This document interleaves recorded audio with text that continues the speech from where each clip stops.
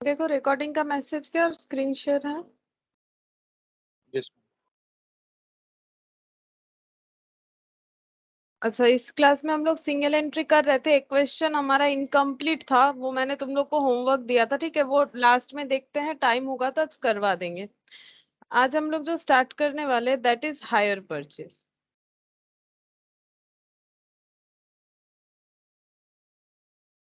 Higher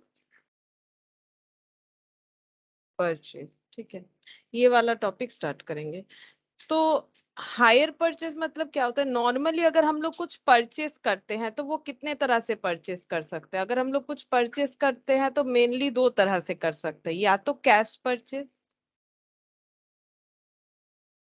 या तो हम लोग कर सकते हैं क्रेडिट परचेज, ठीक है।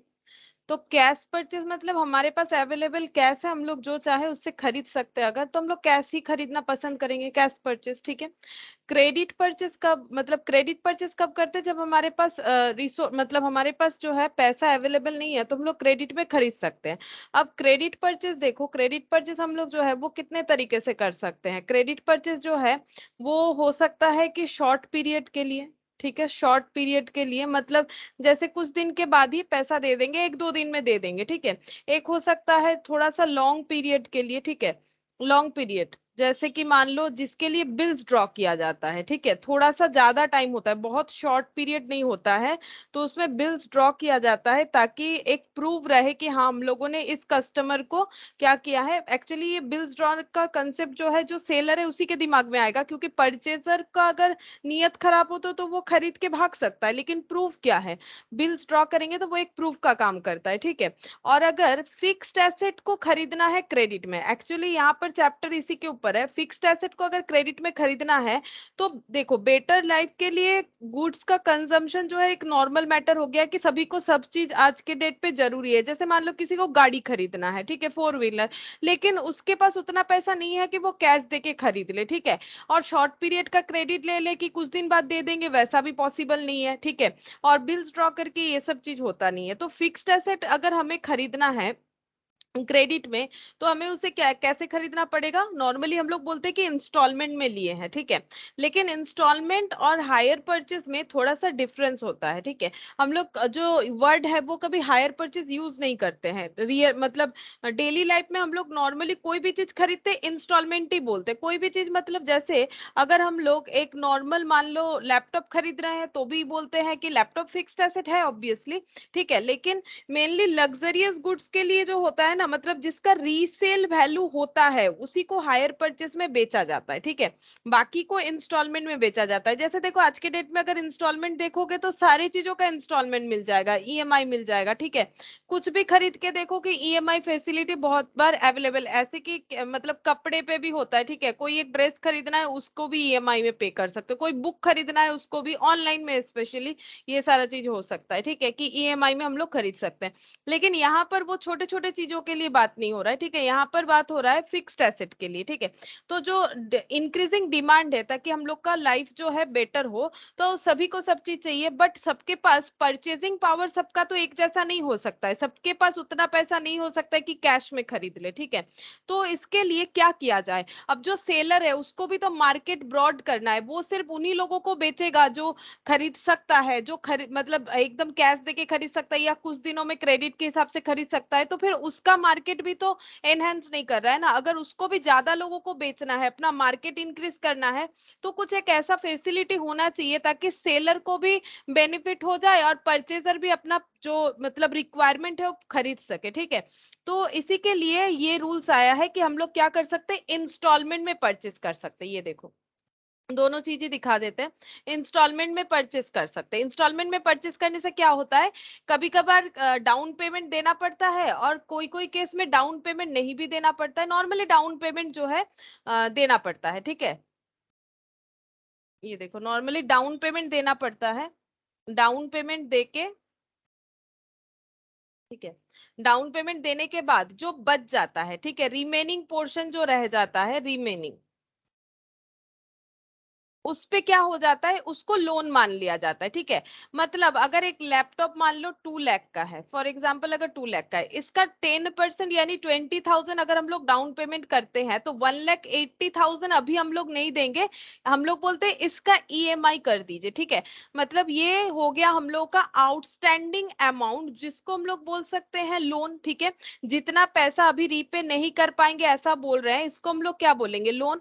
और इसी लोन को हमें रीपे करना है। अब मान लो अगर कैश में खरीदते तो उसको 2 लाख आज ही मिल जाता, जो सेलर है उसको। लेकिन अगर ये मान लो ईएमआई हम लोग ले लेते हैं, फॉर एग्जांपल ये 1,80,000 है, तो ये मान लो अगर 10,000 करके ले लेते हैं तो 10,000 करके 18 टाइम्स का आएगा। ठीक है, 18 टाइम्स का मतलब लगभग 12 मंथ्स एंड 6, मतलब 1.5 साल का हो गया। ठीक है, 1.5 ईयर्स का जो है ये पूरा ईएमआई चलेगा। तो 1.5 मतलब 1.5 साल बाद भी क्या 1,80,000 लेने से जो सेलर है उसको कोई बेनिफिट है? कोई बेनिफिट नहीं है, क्योंकि आज के डेट का 2 लाख का वैल्यू और 1.5 साल बाद वो 2 लाख, मतलब 1,80,000 का वैल्यू आज के डेट पे और 1.5 ईयर्स आफ्टर 1,80,000 का वैल्यू कभी इक्वल नहीं होता है, क्योंकि परचेजिंग पावर जो है वो कम हो जाएगा। ठीक है, तो इसीलिए वो बोलेगा ठीक है हम लोन तो दे देंगे लेकिन मुझे इस पे इंटरेस्ट भी चार्ज करना है। तो हम 10,000 करके ईएमआई नहीं, 10,000 पे मान लो ये बोल दिया कि ईएमआई मेरा 11,000 करके लगेगा, फॉर एग्जाम्पल 11,000 करके लगेगा, यानी 1,000 करके इंटरेस्ट हो गया। ठीक है, 1,000 करके वो इंटरेस्ट ले लेगा, ताकि जब फ्यूचर में उसे ये पैसा टोटल करे तो 1,80,000 से ज्यादा दिखे। ठीक है, 11,000 करके 18 टाइम्स अगर उसे मिल जाएगा, ये देखो 18 टाइम्स, तो 1,98,000 हो जाएगा। ठीक है, 1,98,000 मतलब 18,000 का इंटरेस्ट उसको मिल जाएगा। तो 1.5 ईयर्स बाद 1,80,000 का वैल्यू ऑब्वियसली 1,98,000 होगा, वो तो मार्केट रेट बताता है ना कि कितना होगा। तो ये क्या है, मार्केट में क्या इन्फ्लेशन चल रहा है, ठीक है, ये सारे चीजों पे डिपेंड करता है। तो अगर ऐसा होता है, ये मैंने एक एग्जांपल दिया, तो इसका मतलब लगभग 18,000।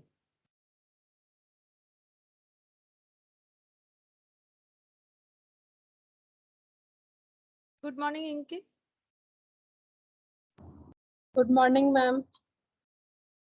तो देखो लगभग 18,000 का वो इंटरेस्ट के साथ ले रहा है। इससे क्या हुआ, वो उसको अगर इंस्टॉलमेंट में बेचना है उसको भी कोई प्रॉब्लम नहीं है, क्योंकि वो कंपेंसेट करवा पा रहा है। ठीक है, बोरोइंग कॉस्ट ले रहा है, कंपेंसेट करवा पा रहा है। ठीक है, कि मेरा 1,80,000 आज नहीं मिल रहा है, ठीक है हम 1.5 ईयर्स बाद लेंगे, लेकिन मुझे कम से कम 1,98,000 मिलेगा, तो ये बेनिफिट हो जाएगा उसके लिए। ठीक है, और परचेसर की तरफ से देखो तो वो खरीद नहीं सकता था, लेकिन उसके पास एक उसका जरूरत का चीज हो जाएगा। ठीक है, इसीलिए इस तरह का क्रेडिट परचेज का सोचा गया। एक मिनट रुको तो।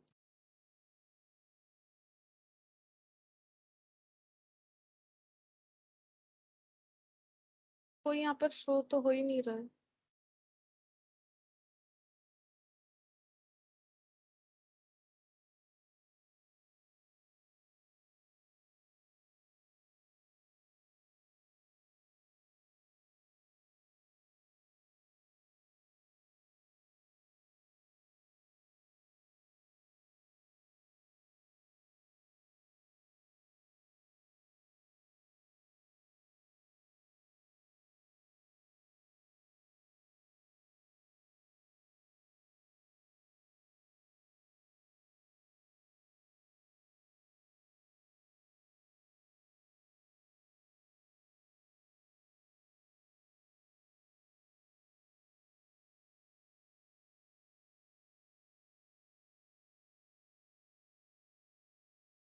कोई तो शो नहीं हो रहा है, एडमिट कैसे करें।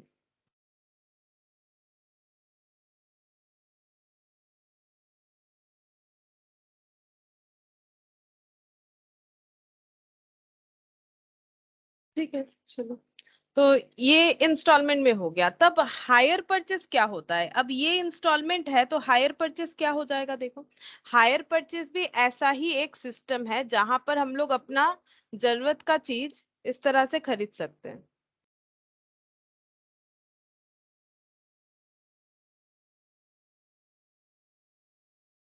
Good morning Vishwajeet.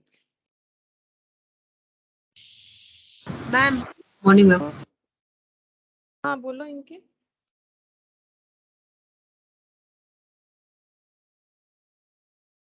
बोलो मैम एक पिंकी बार को, समझा दीजिए ना। बात कट गया और एक बार बोलो। स्टार्टिंग से समझा दीजिए ना। स्टार्टिंग से ही बोल रहे, ज्यादा कुछ बोले अभी, ये तो ऐसे ही बोले कि कैश परचेस में खरीद सकते, क्रेडिट परचेस, हम तो इंस्टॉलमेंट वाला ही बोल रहे हैं, देखो स्टार्टिंग से ही बोल रहे हैं। तो मैंने जस्ट इतना ही बोला है कि अगर हम लोग कुछ खरीदना चाहते हैं तो कैश में खरीद सकते, क्रेडिट में खरीद सकते। क्रेडिट में अगर खरीदेंगे तो हमारे पास 3 ऑप्शन हो सकता है। एक तो शॉर्ट पीरियड का, मतलब कुछ लिया और बोल दिया कि 2 दिन बाद पे कर देंगे, मतलब ये जस्ट एक एग्जांपल दे रहा है कि शॉर्ट पीरियड का क्रेडिट हो सकता है, बहुत ही कम, मतलब बहुत ही कम टाइम के लिए, ठीक है। तो उसमें हम लोग पेमेंट कर देंगे। लेकिन थोड़ा सा अगर लॉन्ग टाइम हो जाता है, जैसे मान लो 2 to 3 मंथ्स का बात हो जाता है, 2 to 3 मंथ, तो उसमें बिल्स ड्रॉन कर सकते हैं, ठीक है। बिल ड्रॉ जो होता है, बिल ड्रॉ करके हम लोग एक प्रूफ रख सकते हैं कि हाँ हम लोगों ने क्रेडिट सेल किया या क्रेडिट परचेस किया, जो भी हो। अभी यहाँ पर हम लोग पढ़ रहे हैं कि अगर हम लोग कुछ हाई वैल्यू का फिक्स्ड एसेट खरीद रहे हैं, ठीक है, यहाँ पर भी हम लोग फिक्स्ड एसेट खरीद सकते हैं, लेकिन हाई वैल्यू का फिक्स्ड एसेट खरीदते हैं। जब हाई वैल्यू का बात आता है तभी तो हमें परचेसिंग पावर समझना पड़ता है कि हम लोग केपेबल है क्या, ज्यादा मतलब बहुत ही महंगा चीज, वो तो डिपेंड करेगा किसका क्या फाइनेंशियल कंडीशन है। किसी के लिए 10 लाख भी महंगा नहीं है, किसी के लिए 1 लाख भी महंगा है, ठीक है। वो तो human being to human being vary करेगा, ठीक है। तो ये चीज बोल रहा है कि अगर हम लोग हाई वैल्यू का फिक्स्ड एसेट खरीदना चाहे, जिसको हम लोग at a time cash purchase नहीं कर सकते, या शॉर्ट टाइम का क्रेडिट परचेज भी नहीं कर सकते, या फिर उसपे बिल्स ड्रॉ एडिक्वेट नहीं है, ठीक है, तो हम लोग कैसे खरीद सकते? क्या हम लोग अपना रिक्वायरमेंट फुलफिल ना करें तो सेलर का भी मार्केट कम हो जाता है ना, सेलर का भी कुछ पर्टिकुलर लोग ही होंगे जो खरीदेंगे, क्योंकि ज्यादातर लोगों के पास तो उतना कैश है नहीं कि कैश परचेज कर ले। इसीलिए एक रूल्स लायक, मतलब एक प्रोसेस सोचा गया, क्यों ना हम लोग इंस्टॉलमेंट में खरीद ले, जैसे आजकल होता है। आजकल ऑनलाइन में देख सकते हो हर एक चीज इंस्टॉलमेंट में मिलता है। तो इंस्टॉलमेंट में अगर हम लोग चाहे तो खरीद सकते हैं। इससे हमें बेनिफिट ये होता है कि हम लोगों को एट ए टाइम पेमेंट भी नहीं करना पड़ा, कुछ डाउन पेमेंट कर दिया, कभी कभी डाउन पेमेंट होता भी नहीं है और बाकी पोर्शन जो है वो लोन हो जाता है, और उस लोन को भी रीपे करना पड़ता है, ठीक है। इक्वल इंस्टॉलमेंट नॉर्मली अगर मंथली होता है तो उसे हम लोग बोल देते हैं ईएमआई, ठीक है, इक्वेटेड मंथली इंस्टॉलमेंट। तो ईएमआई ईएमआई बोलते हैं, लेकिन हर बार मंथली इंस्टॉलमेंट इक्वली हो ऐसा जरूरी नहीं है, मंथली ही हो ऐसा जरूरी नहीं है, ईयरली भी होता है, सेमी एनुअली भी होता है, क्वार्टरली भी होता है, नॉर्मली मंथली होता है, ठीक है। अब जैसा जो होगा, जो मतलब स्कीम रहेगा। तो ईएमआई में अगर हम लोग खरीदना चाहते हैं तो उसका मतलब ये नहीं है, जैसे मैंने एक एग्जांपल दिया था, अगर एक 2 लाख का लैपटॉप है और अगर हम लोग उसका 20,000 डाउन पेमेंट कर रहे हैं, 1,80,000 अगर रिमेनिंग है, यानी कि आउटस्टैंडिंग है, तो इसको हमें पे करना पड़ेगा। अगर हम लोग 10,000 करके ईएमआई दे सकते हैं तो 18 टाइम्स में ये पे हो जाएगा, यानी 1.5 ईयर्स बाद। तो सेलर का क्या बेनिफिट, सेलर का तो लॉस है, आज 1,80,000 और 1.5 ईयर्स बाद भी 1,80,000, तो उसका पूरा पूरी लॉस है। इस वजह से वो क्या करेगा, सेलर जो है वो इस पे थोड़ा सा इंटरेस्ट लगाने का बात करेगा, ठीक है,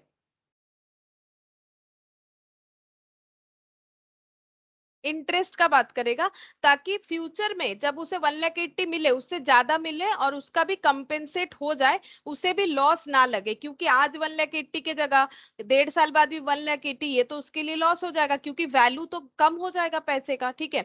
तो इसीलिए हम लोग इंस्टॉलमेंट में, इससे क्या हुआ, हम जिसको खरीदना है वो खरीद पाया, ठीक है, और उस सेलर का मार्केट भी जो जो है वो ब्रॉडर हो गया, ठीक है। वो भी अपना जरूरत का जो है सेल का मार्केट बढ़ा सकता है, लोगों को ऐसा मतलब ऑफर अगर मिल जाए कि हाँ खरीद सकते हो अपने रिक्वायरमेंट का चीज इस तरह से, तो जिनको कंफर्टेबल लगे वो खरीद सकते हैं, ठीक है।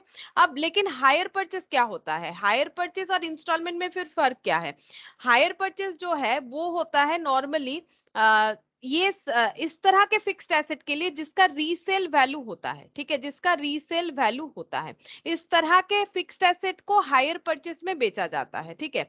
अब हायर परचेस में रीसेल वैल्यू होता है, क्या फिर इंस्टॉलमेंट वाले चीजों में रीसेल वैल्यू नहीं होता है?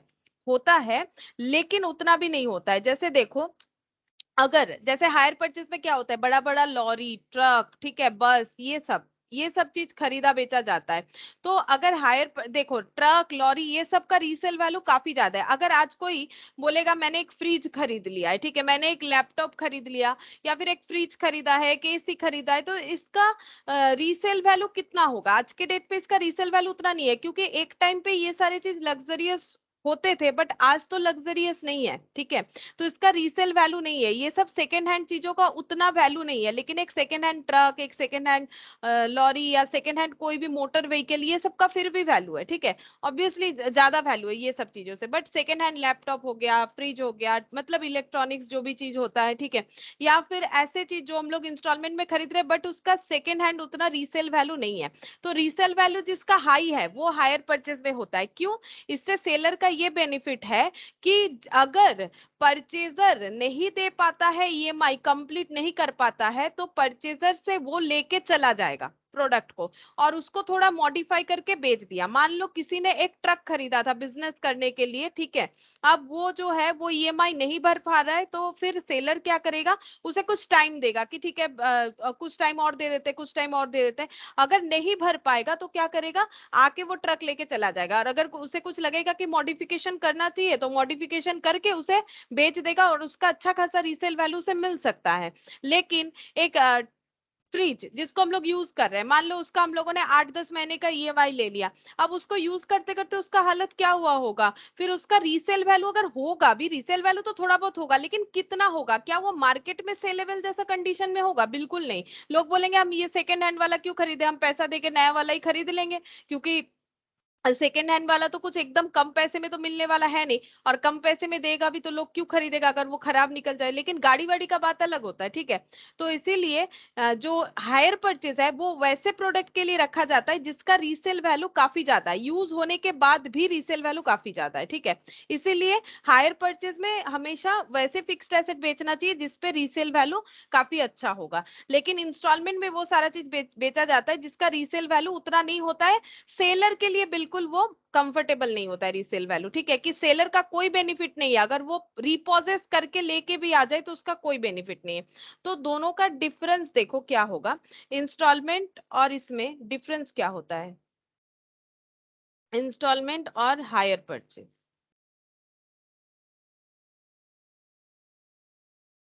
इंस्टॉलमेंट जो है, इंस्टॉलमेंट में ओनरशिप जो है, ownership plus position,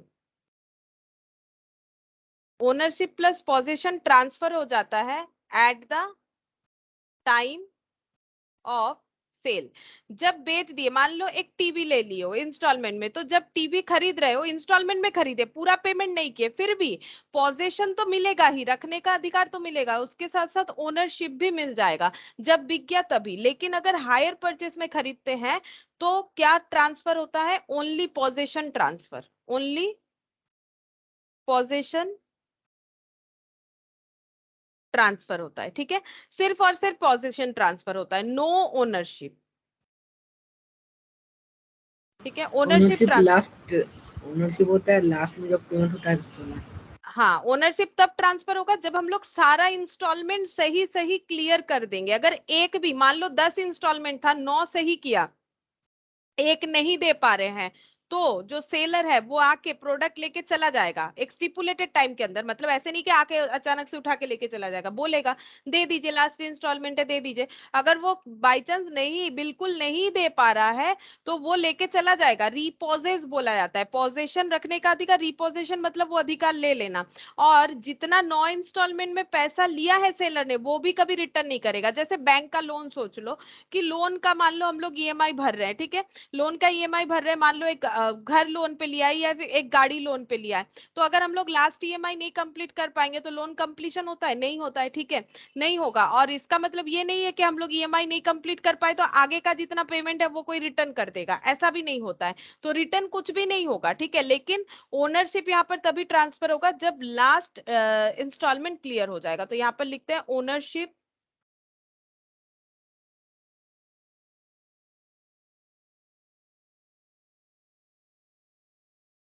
ownership transfer at the time of last installment, when the last installment लिख देते हैं, when the last installment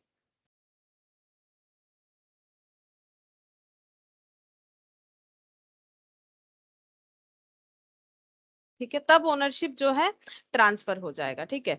अच्छा, अब यहाँ पर देखो, ये इंस्टॉलमेंट में अगर हम लोग कुछ खरीद के लेके आ रहे हैं, क्या हम लोग वो किसी और को बेच सकते हैं? बोलो, अगर हम लोगों ने इंस्टॉलमेंट में एक टीवी लिया है, कि एक फ्रिज लिया है, एक एसी लिया है, या एक लैपटॉप लिया है, जो भी लिया, अगर इंस्टॉलमेंट में खरीदा है, तो क्या ये हम लोग बेच सकते हैं दूसरे किसी पर्सन को?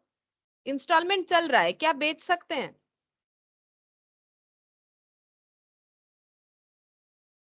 बोलो, क्या रीसेल कर सकते हैं? यस मैम कर सकते हैं, क्योंकि ओनरशिप मेरे पास है। हाँ, कर सकते हैं, ठीक है, कर सकते हैं, रीसेल पॉसिबल। लेकिन हायर परचेस में होगा? नो मैम नहीं होगा, क्योंकि ओनरशिप मेरे पास नहीं है। हाँ, नहीं होगा, क्योंकि हमारे पास ओनरशिप नहीं है। तो दूसरे का चीज कैसे बेचते? मतलब बेसिकली दूसरे का चीज हम लोग क्या कर रहे हैं, यूज कर रहे हैं, उसके बदले एक चार्जेस दे रहे हैं, और उसको बोल सकते हैं हायर चार्जेस। जैसे रेंट में रहते हैं, तो दूसरे का घर यूज कर रहे हैं, रेंट दे रहे हैं, ठीक है, लेकिन वो घर कभी हमारा नहीं होगा, कभी हमारा नहीं हो सकता है ना। लेकिन हायर परचेज देख लो, ये भी क्या हो गया, एक गाड़ी खरीद के लेके आ गए इंस्टॉलमेंट में। अब वो जिससे खरीदे, सेलर बोल रहा है गाड़ी अभी भी हमारा है, आप इसे यूज कर सकते हो, इसका ईएमआई देते जाइए, गाड़ी आपका हो जाएगा जिस दिन आपका लास्ट ईएमआई कंप्लीट हो जाएगा। तो ये क्या हो गया, दूसरे का चीज यूज कर रहे हैं, उसके बदले पैसा दे रहे हैं, लेकिन एक दिन ये चीज हम लोग का हो जाएगा। लेकिन जो ये सब होता है लीज रेंट, इसमें ऐसा नहीं होता। लीज रेंट में भी वही होता है, हम लोग दूसरे का चीज यूज करते हैं, उसके जगह हम लोग रेंट देते हैं, ठीक है, लेकिन वो चीज कभी हमारे ओनरशिप में नहीं आता है, जबकि यहाँ पर आ जाएगा। अच्छा, रिपोजिशन,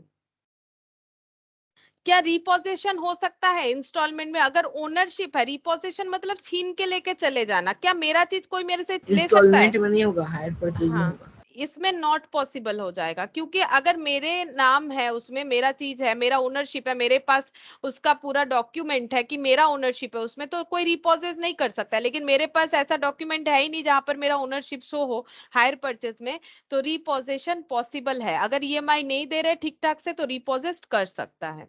अच्छा, और यहाँ पर जो पे होता है उसका नाम है इंस्टॉलमेंट, ठीक है, यहाँ पर हम लोग जो पे करते हैं इसका नाम होता है इंस्टॉलमेंट। यहाँ पर हम लोग जो पे करते हैं इसका नाम होता है हायर चार्जेस, ठीक है, इसमें हो जाता है हायर चार्जेस। और इसका रीसेल वैल्यू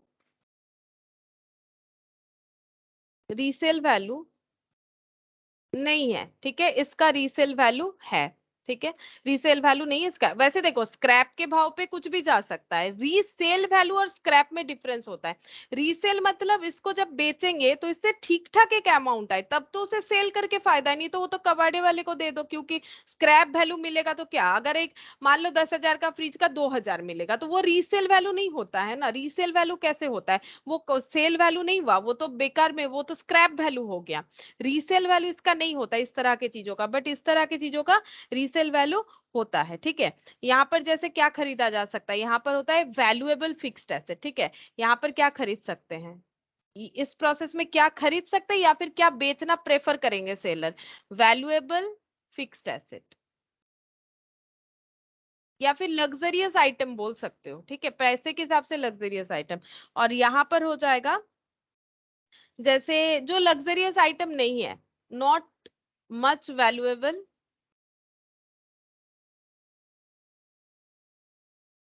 एसेट्स, ठीक है, जैसे कि टीवी हो गया, फ्रिज हो गया, ये सब। और यहाँ पर हो गया जैसे कार हो गया, ट्रक हो गया, ठीक है, ये सब का रीसेल वैल्यू होता है, ये सब का रीसेल वैल्यू उतना नहीं होता है। तो इंस्टॉलमेंट में बेच के दुकानदार को, मतलब सेलर को फायदा क्या है? तो अगर मान लो कोई ईएमआई नहीं भर रहा है और उसका रिपोजिशन भी नहीं कर सकता है, तो उसका तो पूरा लॉस है। नहीं, ऐसा नहीं होता है, पूरा लॉस नहीं होगा। जैसे मान लो 10 ईएमआई था, 1 2 3 4 5 6 7 8 9 10, ठीक है, और जो परचेजर है उसने 1 2 3 4 5 6, ठीक है, 6 ईएमआई ठीक ठीक भरा और नहीं भर पा रहा है, तो रिपोजेस भी नहीं कर सकते, क्योंकि ये इंस्टॉलमेंट में बेचा था हम लोगों ने, टीवी या फ्रिज कुछ भी मान लो। तो क्या ये पूरा लॉस हो जाएगा? लॉस नहीं होगा। एक एक्ट होता है, ठीक है, एक्ट ऑफ रिकवरी होता है, उसके हिसाब से कोर्ट में केस सू कर सकते हैं, कोर्ट में केस सू करके बोल सकते हैं कि इन्होंने मेरे से ये खरीदा था और इनका ये ओनरशिप वगैरह पोजीशन वगैरह मैंने ट्रांसफर कर दिया था, इनको ईएमआई भरना था, इन्होंने नहीं भरा, इतना तक भरा, अब ये नहीं भर रहा है, अब बोलिए क्या करना है। तो कोर्ट फैसला सुनाएगा कि क्या करना पड़ेगा, ठीक है, वो कोर्ट बता देगा। तो ऐसे केसेस कोर्ट में जाते हैं, ठीक है, क्योंकि यहाँ पर प्रॉब्लम ये है कि ओनरशिप ट्रांसफर हो गया ना, अब डायरेक्टली जाके तो सेलर कुछ कर नहीं सकता है, तो ये जो है ऐसे केसेस अगर फेलियर हो जाता है तो कोर्ट में जाता है केस, ठीक है, और तब से परचेजर को कुछ ना कुछ पेमेंट करना होता है किसी भी तरह से। अब वो क्या होगा वो कोर्ट बता देगा क्या करना है। और हायर परचेज में ऐसा जरूरत नहीं होता है, क्योंकि रिपोजिशन का जो है पूरा पूरी स्कोप है, तो रिपोजिट करके लेके आके अगर एसेट को लगता है परचेज सेलर को कि मॉडिफाई करना पड़ेगा, तो थोड़ा बहुत मॉडिफाई करके उसको रीसेल कर देता है, ठीक है। तो ये हो गया हायर परचेज का बेसिक। तो हायर परचेज में नॉर्मली देखो क्या क्या हमें टर्म मिल जाएगा। हायर परचेज में हायर वेंडर होता है, ठीक है, हायर परचेज में हायर वेंडर होता है, हायर वेंडर होता है और हायर परचेजर होता है, ठीक है। हायर वेंडर मतलब जिसने बेचा है, ठीक है, यहाँ पर क्या क्या टर्म इन्वॉल्व होता है वो बता देते। देखो हायर वेंडर, हायर वेंडर का मतलब है जो डिलीवर कर रहा है गुड्स, मतलब बेसिकली बोल सकते हो सेलर। हायर परचेजर मतलब बोल सकते हो कि जो गुड्स खरीद रहा है, मतलब परचेजर, ठीक है। और क्या होता है, और यहाँ पर डाउन पेमेंट, डाउन पेमेंट तो पता ही है तुम लोगों को कि खरीदने के पहले अगर हम लोग कुछ दे देते हैं दैट इज डाउन पेमेंट, ठीक है। और हायर चार्जेस होता है, वो भी मैंने बताया, ठीक है, हायर चार्जेस होता है। अच्छा अब देखो यहाँ पर कि किस तरह से ये दो टर्म आता है, तो इसीलिए मैंने बोल दिया कि क्वेश्चन में तुम लोग को बार बार दिखेगा हायर परचेजर, हायर वेंडर, इस तरह से। अब देखो कैसे करके हम लोग कैलकुलेशन करेंगे। कैलकुलेशन ऑफ कॉस्ट प्राइस और कैश प्राइस, इंटरेस्ट,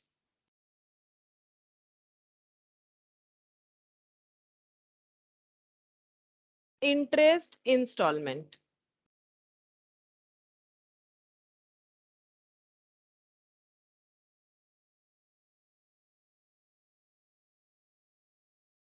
तो पहला देखो किस तरह से क्वेश्चन रहता है, अलग अलग पैटर्न से क्वेश्चन रहता है। Whenever installment are missing,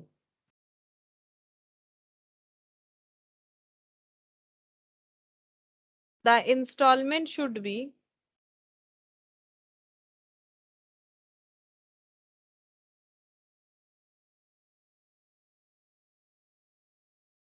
calculated based on information given using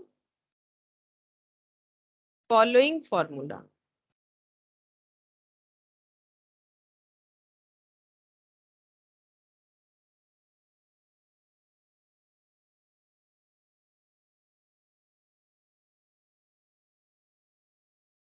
principal, instalment,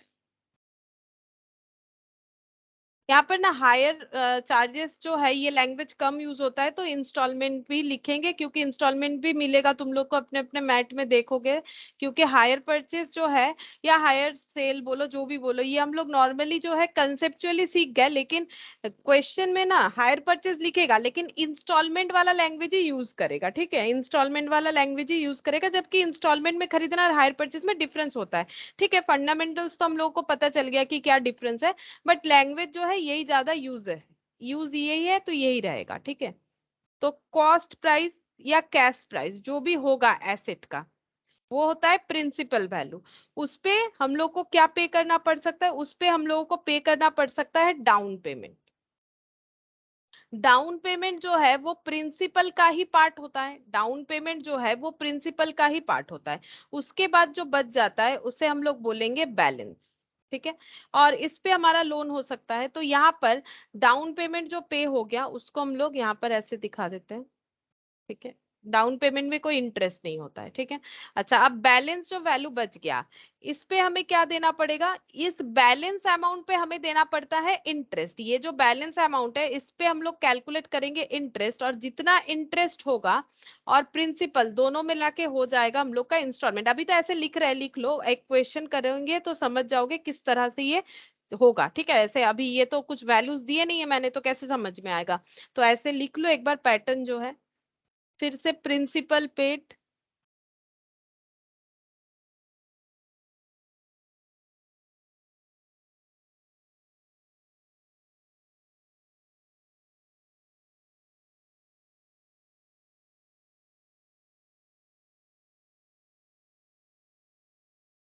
principal paid. अच्छा, यहाँ एक इंस्टॉलमेंट और यहाँ पर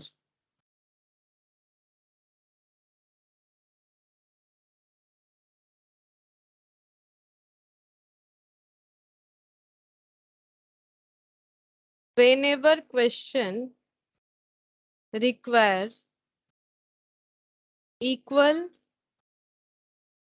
installment, it means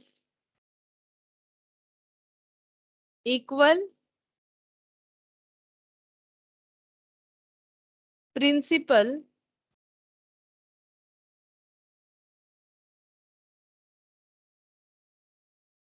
in each installment।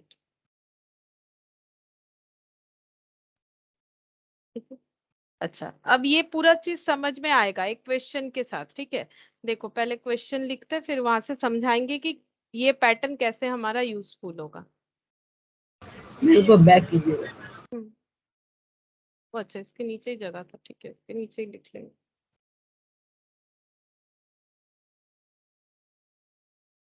Ma'am इसके पीछे का पेज दिखाइए ना।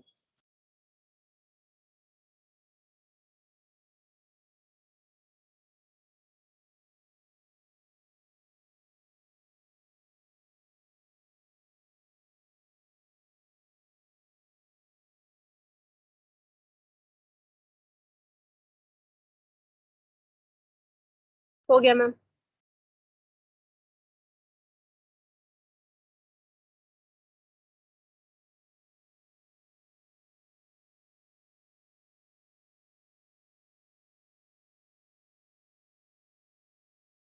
हो गया, लिखवाए अब।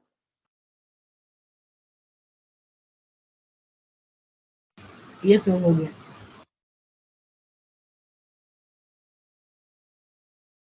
यहाँ पर क्वेश्चन लिखो, ए sold on hire purchase, HP लिख दिया मैंने, hire purchase one machine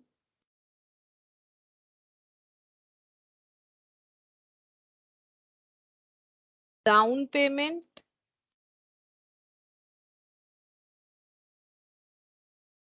₹30,000,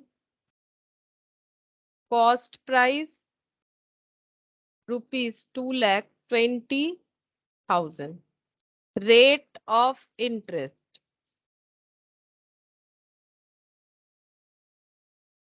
at the rate of 10% per annum, 5 equal installment,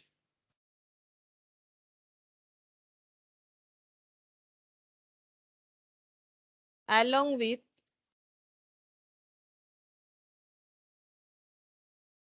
interest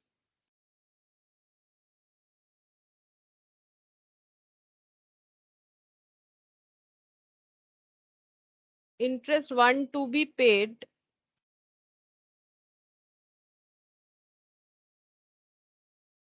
calculate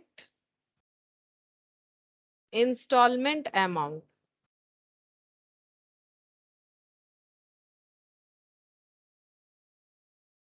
तो देखो क्या बोल रहा है, ए sold on hire purchase one machine, ठीक है, हायर परचेज में एक मशीन बेच दिया है, down payment 30,000, cost price 2,20,000, rate of interest 10% per annum, 5 equal instalment. अब देखो यहाँ पर whenever question requires equal installment it means equal principal in each installment. Equal installment का मतलब इंस्टॉलमेंट का वैल्यू इक्वल नहीं आएगा, इंस्टॉलमेंट में जो प्रिंसिपल है वो इक्वल होता है, इस चीज का मतलब।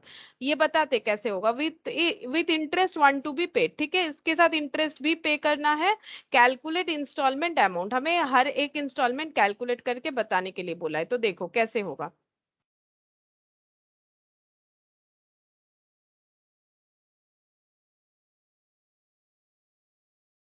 अच्छा, पहले वो जो कॉलम मैंने बताया वही दिखाते हैं। देखो प्रिंसिपल, इंस्टॉलमेंट और इंटरेस्ट, ठीक है। तो इंस्टॉलमेंट का मतलब हमेशा होता है प्रिंसिपल प्लस इंटरेस्ट, ठीक है, इंस्टॉलमेंट का मतलब होता है प्रिंसिपल प्लस इंटरेस्ट। तो पहले कैश प्राइस देखते हैं कितना है, कैश या कॉस्ट प्राइस जो भी बोलो, जो एसेट खरीद रहे हैं उसका प्राइस कितना है, 2,20,000, ठीक है, प्राइस है 2,20,000। अच्छा, डाउन पेमेंट जो कर देंगे वो तो लोन में नहीं आएगा। डाउन पेमेंट मतलब जब खरीद रहे तब कुछ एक पेमेंट करना, that is called down payment. तो डाउन पेमेंट कितना किया है, देखो डाउन पेमेंट क्या है 30,000, ठीक है। तो डाउन पेमेंट करने के बाद कितना बच रहा है,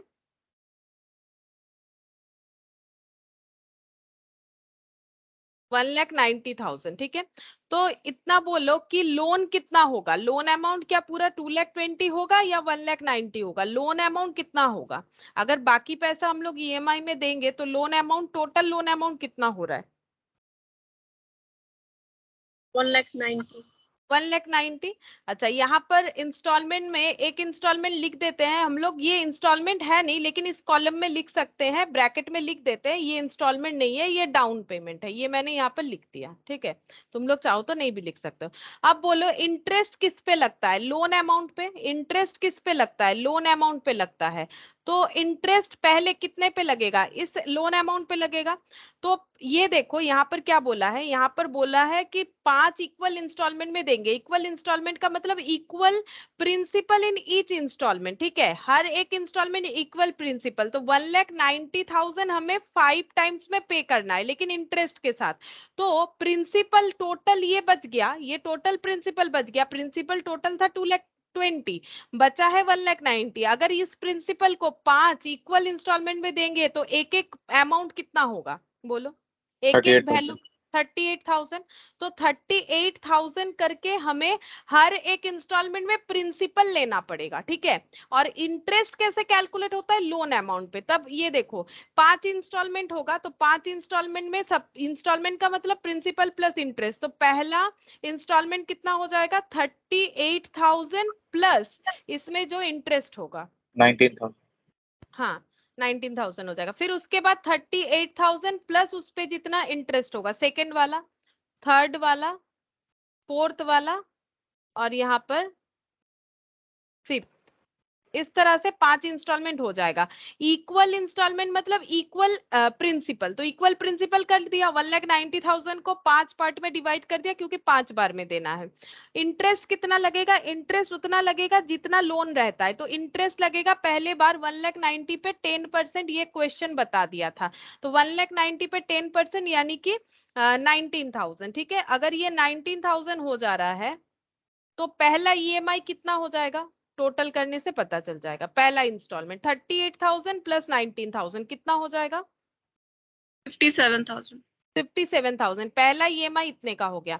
अच्छा, अब बोलो 1,90,000 में से कितना हम लोगों ने पे कर दिया, प्रिंसिपल बताना है, कितना प्रिंसिपल पे 38। करेंगे, 38। तो यहाँ पर लिखेंगे प्रिंसिपल, क्योंकि प्रिंसिपल से ही प्रिंसिपल लेस होगा। 57,000 करोगे तो वो गलत हो जाएगा क्योंकि इसमें इंक्लूडेड है ही नहीं।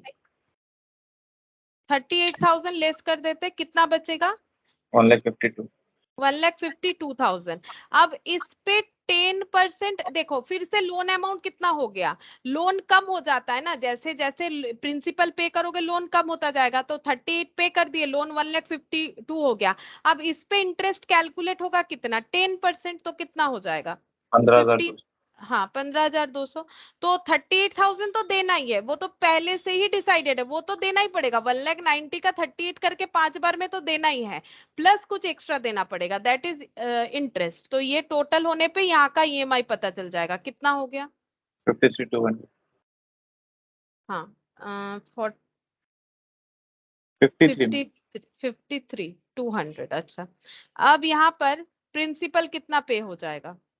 38। जैसे ही हाँ जैसे ही हम लोगों ने ईएमआई पे कर दिया तो 38,000 से फिर से डिडक्ट हो गया, तो ये कितना बच रहा है? 1,14,000। 1,14,000। अच्छा, अब ये हो गया हम लोग का लोन अमाउंट, लोन कम होके 1,14,000 हो गया। अब इस पे इंटरेस्ट यानी 1,14,000 10%। तो 1,14,000 और 38,000 देना पड़ेगा, तो टोटल कितना देना पड़ेगा? 49,400। 49,400। अब जैसे ये पे किए मतलब मेरा प्रिंसिपल कम हो गया, जैसे ही इंस्टॉलमेंट पे हुआ तो मेरा प्रिंसिपल कम हो गया, कितने से? 38,000 से। तो कितना बच रहा है रिमेनिंग? 76,000। अच्छा 76,000। अब ये हो गया मेरा लोन अमाउंट, लोन कम होके 76,000 हो गया। इस पे 10% यानी 7,600 का इंटरेस्ट देना पड़ेगा। तो 7,600 45,600। 45,600। ठीक है।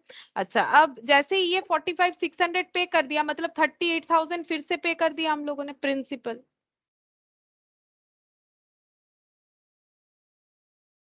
बचा कितना? 38,000। 38,000। ठीक है। अब ये लास्ट इसमें इसका इंटरेस्ट कितना हो जाएगा? इस पे 10% यानी 3,800। तो 38,000 और 3,800 तो टोटल ईएमआई 41,800। 41,800। तो यहाँ से प्रिंसिपल लेस कर देते हैं। प्रिंसिपल 38,000 चला गया, यानी लोन कंप्लीट विथ इंटरेस्ट। ठीक है, लोन कंप्लीट विथ इंटरेस्ट। अगर देखोगे यहाँ पर देखो ऐसे, ये कौन सा ईएमआई किसके साथ? हाँ बोलो। मैम 76,000 में से 38,000 माइनस करने पे 38 ही आता है देखो।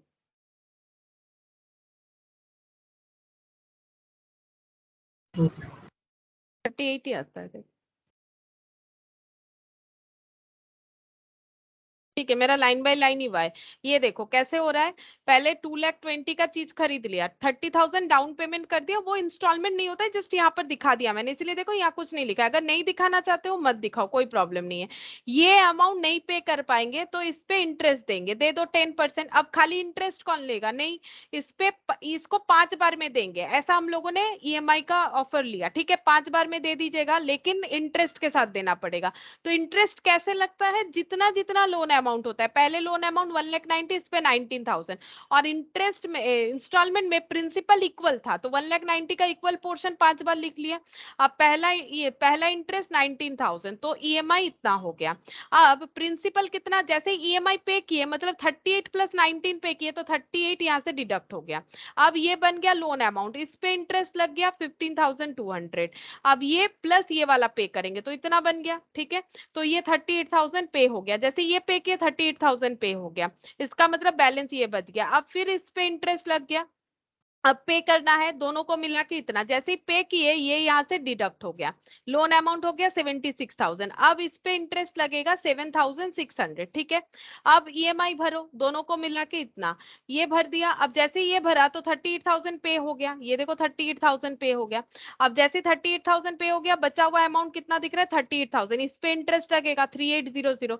तो 38,000 और 3,800 इतने का ईएमआई पे कर दिया। जैसे ईएमआई पे किया 38,000 चला गया।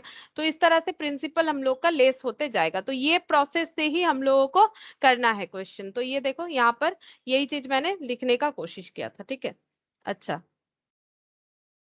अब देखो नेक्स्ट और एक question. When rate of interest total cash price and installment are given, we should calculate interest। Rate of interest अगर दिया हुआ है, total cash price and installment ये भी अगर दिया हुआ है, तो हम लोग अगर इंटरेस्ट कैलकुलेट करेंगे तो कैसे होगा। तो एग्जाम्पल ये मतलब टॉपिक हो गया, ठीक है। कैसे इसको हम लोग सॉल्व कर सकते हैं, तो देखो cash price of a machine is 4,50,000, down payment DP लिख देते हैं, down payment 90,000 and installment is 1,70,000,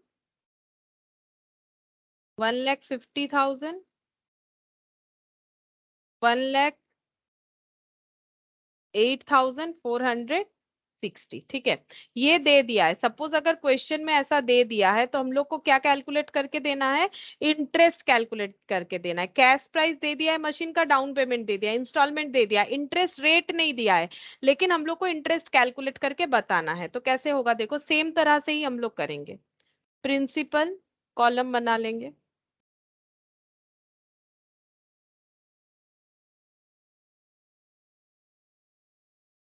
instalment, interest.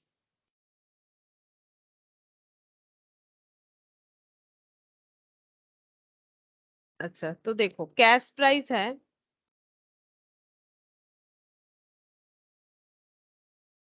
4,50,000, ये दिया हुआ है क्वेश्चन में, ठीक है। डाउन पेमेंट है 90,000,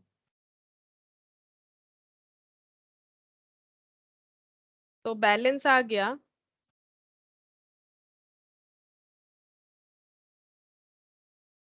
3,60,000, ठीक है। हम लोग को बोला इंटरेस्ट कैलकुलेट करने के लिए, लेकिन अभी हम लोग को ईएमआई बता दिया है। फर्स्ट ईएमआई जो है वो है 1,70,000, ठीक है। ये रुपीज लिखा है मैंने। फर्स्ट ईएमआई जो है वो है 1,70,000, मतलब प्रिंसिपल प्लस इंटरेस्ट। इंस्टॉलमेंट का मतलब, तो पहला है यहाँ पर लिखेंगे पहला ईएमआई, ठीक है। यहाँ पर डाउन पेमेंट लिख सकते हो, अगर नहीं चाहो तो नहीं भी लिख सकते हो, ठीक है। पहला है 1,70,000, ठीक है। इसमें प्रिंसिपल भी इंक्लूडेड है, इसमें इंटरेस्ट भी इंक्लूडेड है, ठीक है। अच्छा इंटरेस्ट का वैल्यू हमें कैलकुलेट करके बताना है। अच्छा इंटरेस्ट का यहाँ पर एक सेकेंड, एग्जाम्पल में रेट शायद मुझे देना चाहिए, 1 मिनट देख लेते हैं।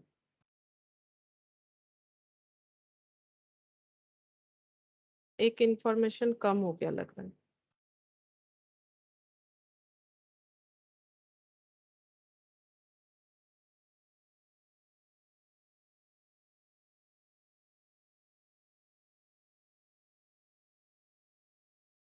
एक मिनट,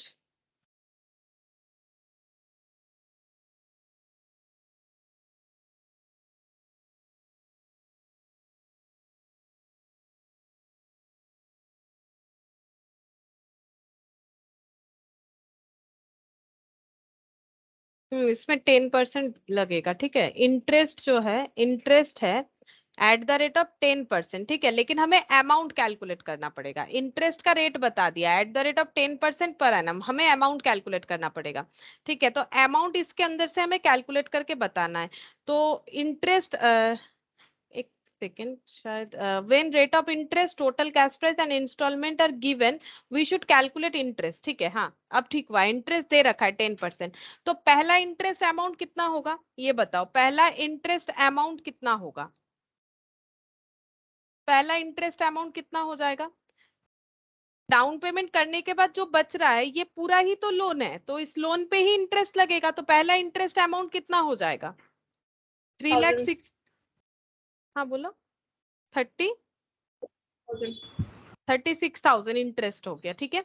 अच्छा अब यहाँ से क्या लेस होता है, हमेशा प्रिंसिपल। प्रिंसिपल कैसे कैलकुलेट करोगे, ये तो प्रिंसिपल प्लस इंटरेस्ट है, इंटरेस्ट पता चल गया 36,000, तो इस पे प्रिंसिपल कितना है कैसे कैलकुलेट करोगे। प्रिंसिपल इंटरेस्ट तो पता चल गया 36,000, माइनस करने से बैलेंस करके आ जाएगा, बोलो कितना होगा। 1,70,000 इंस्टॉलमेंट है। इंस्टॉलमेंट का मतलब क्या, अभी अभी किया ना, इंस्टॉलमेंट का मतलब क्या, प्रिंसिपल प्लस इंटरेस्ट। इंटरेस्ट अगर हमें पता है तो हम लोग प्रिंसिपल बैलेंस करके नहीं निकाल सकते हैं। तो बोलो क्या होगा यहाँ पर, 1,00,000 34,000। 34,000, ठीक है, 1,34,000। तो यहाँ से प्रिंसिपल लेस हो जाएगा, पहला प्रिंसिपल कितना हो जाएगा, 1,34,000। तो बचा कितना, उतना ही बैलेंस होगा, वही नेक्स्ट लोन अमाउंट हो जाएगा।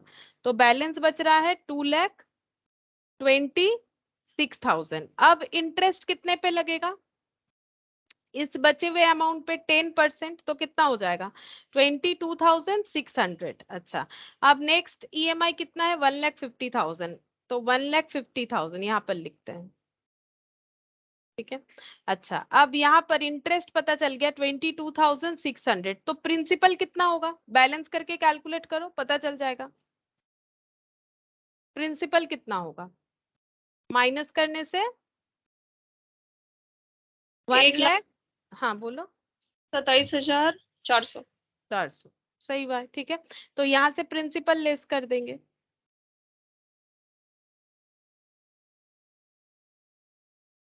ठीक है। तो बचा कितना, ये माइनस करने से बच जाएगा 98,000 आ रहा है शायद, 98,600।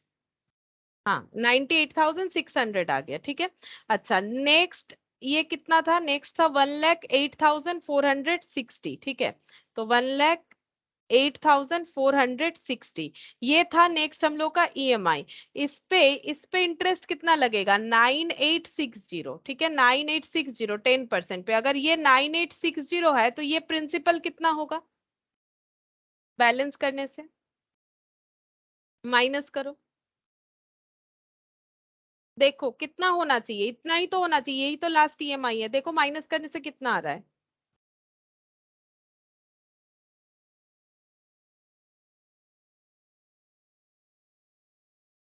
98,600। 98,600। तो यहाँ से प्रिंसिपल वही लेस हो जाएगा, प्रिंसिपल, ठीक है, 98,600 हो गया, ठीक है। हम लोग इस तरह से क्या कैलकुलेट कर पाए कि ये जो अमाउंट है, इंटरेस्ट का अमाउंट है वो कितना है, प्रिंसिपल अमाउंट भी कैलकुलेट कर पाए। अगर प्रिंसिपल नहीं कैलकुलेट कर पाएंगे तो कैसे पता चलेगा कि इंटरेस्ट अमाउंट कितना होगा, फर्स्ट टाइम तो पता चल जा रहा है, लेकिन उसके बाद पता करने के लिए प्रिंसिपल लेस होना जरूरी है। अगर प्रिंसिपल लेस नहीं होगा, ये 36,000 के बाद हम लोग इंटरेस्ट रेट होने के बाद भी नहीं कैलकुलेट कर पाते। क्वेश्चन में क्या हुआ देखो, 10% था, फर्स्ट टाइम हम लोगों ने इस पे कैलकुलेट कर लिया, ये कोई प्रॉब्लम नहीं था। लेकिन अगर हम लोगों के पास ये ईएमआई नहीं रहता तो हम लोग 1,34,000 नहीं कैलकुलेट कर पाते, 1,27,400 और 98,600 अगर ये कैलकुलेट नहीं कर पाते तो हम लोग बैलेंस अमाउंट भी नहीं कैलकुलेट कर पाते। तो ये वैल्यूज कैसे कैलकुलेट करते, मतलब हमारे पास जो इंफॉर्मेशन गिवन था उससे हम लोगों ने इंटरेस्ट अमाउंट कैलकुलेट करके दिखाया, ठीक है, इंटरेस्ट अमाउंट। अब नेक्स्ट देखो, और एक प्रोसेस होता है ये सब, लेकिन ऐसे इंडिविजुअली कम ही पूछता है, एक साथ मतलब बड़े क्वेश्चन में ऐसा सब प्रॉब्लम रह सकता है, तब हम लोग को ये मेथड सब अप्लाई करना पड़ेगा जैसा क्वेश्चन रहेगा। When rate of interest and installment are given but total cash price is not given, तो क्या होगा देखो। तो इस पे क्वेश्चन लिखते हैं, अ machine is purchased by 3 installment starting from 4,000 पहला इंस्टॉलमेंट, 3,000 एंड 5,000 ये दे रखा है, and down payment 3,000। Find out the cash price of the machine, ठीक है, हमें कैश प्राइस कैलकुलेट करके बताना है मशीन का, ठीक है। तो ये कैसे होगा, अब यहाँ पर क्या हुआ देखो, अगर इस क्वेश्चन को देखें हम लोग, ये कुछ इस तरह से बन रहा है, हमें 3 इंस्टॉलमेंट देना है, ठीक है, 4000 से स्टार्टिंग है, तो फर्स्ट टाइम हम लोग इंस्टॉलमेंट देंगे 4000, उसके बाद देना पड़ेगा 3000, उसके बाद 5000, तो हम लोग मशीन खरीद पाएंगे। और यहाँ पर कैश प्राइस कितना है वो नहीं पता, और यहाँ पर डीपी डाउन पेमेंट दे रखा है 3000, हम लोग को यही कैश प्राइस फाइंड आउट करके बताना है। तो ऐसे क्वेश्चन में हम लोग कैसे सॉल्व कर सकते हैं? अब देखो, ये तो है इंस्टॉलमेंट। इंस्टॉलमेंट का मतलब इसमें प्रिंसिपल प्लस इंटरेस्ट है, इसमें भी प्रिंसिपल प्लस इंटरेस्ट है, इसमें भी प्रिंसिपल प्लस इंटरेस्ट है, ठीक है, इंटरेस्ट है। और इंटरेस्ट रेट ये नहीं दिया, इंटरेस्ट रेट भी दे देते हैं। Purchase 3 installment, starting 3 installment, interest at the rate of 12% per annum, ठीक है, 12% पर एनम पे चल रहा है। और इंटरेस्ट जो है रेट पता है, at the rate of 12% per annum, eight the rate of 12% per annum, eight the rate of 12% per annum, ठीक है। लेकिन सिर्फ ईएमआई दे रखा है, हम लोग कैसे कैलकुलेट कर सकते हैं? तो ऐसे क्वेश्चन में हम लोग को हमेशा लास्ट इंस्टॉलमेंट से करना चाहिए। अब देखो यहाँ पर एक चीज समझो कि ये जो इंस्टॉलमेंट था, ये जो इंस्टॉलमेंट था, ये कितने सारे प्रिंसिपल का टोटल था बोल सकते हो? ये कितने सारे प्रिंसिपल का टोटल था? 1,90,000 कितने सारे प्रिंसिपल का टोटल था? 3 तीन इंस्टॉलमेंट में ये 38,000 करके 3 बार दिए, तब तो 3 होगा ना। 1,90,000 कितने प्रिंसिपल का टोटल है? कॉपी में देखो, 5 सही है, 5 होगा ना। 5 1 2 3 4 5 3 होने से तो होगा ही नहीं, 1,90,000 कम हो जाएगा ना। तो हम लोग इसको ऐसे बोल सकते हैं P1 P2 P3 P4 P5, ठीक है। ये हम डिटेल्स में एक बार समझा रहे हैं, उस मेथड का एक शॉर्टकट भी है, लेकिन शॉर्टकट तभी समझ में आएगा अगर हम लोग इसको डिटेल्स में देखेंगे। तो पहला जब इंटरेस्ट लगता है तो जितने सारे प्रिंसिपल होते हैं सभी पे इंटरेस्ट लगता है, देखो टोटल पे, है ना। अच्छा, अब मुझे ये बताओ, ये कितने सारे प्रिंसिपल का टोटल है? ये जब इंटरेस्ट लगा तो ये कितने सारे पे लगा? P1 P2 P3 P4 P5 पे लगा था 10%, ठीक है। अब मुझे ये बोलो, ये सेकंड वाला कितने सारे प्रिंसिपल का टोटल है? P2 P3 P4 P5। हाँ, P1 तो पे हो गया, P2 P3 P4 P5, जैसे जैसे टाइम जाएगा वैसे वैसे प्रिंसिपल घटता जाएगा। यहाँ पर हो जाएगा, P2 को हटा दो, P3 P4 P5, ठीक है। ये वाले कितने सारे प्रिंसिपल का टोटल है? P4 P5, ठीक है। और ये वाला कौन सा प्रिंसिपल है? ओनली P5 है, ठीक है। तो अगर हम लोग देखें कि लास्ट में जब हम लोग प्रिंसिपल पे करते हैं, लास्ट में जब ईएमआई पे करते हैं तो सिर्फ एक ही प्रिंसिपल पे करते हैं, जो कि लास्ट प्रिंसिपल होता है, उस पे इंटरेस्ट लगता है, ठीक है। तो उस पे इंटरेस्ट लगता है, तो ये कैसे कैलकुलेट किया हम लोगों ने? 3,800 प्रिंसिपल 5 पे हम लोगों ने 10% लगाया। देखो, प्रिंसिपल 5 पे हम लोगों ने 10% लगाया, प्लस हम लोगों ने क्या दिया?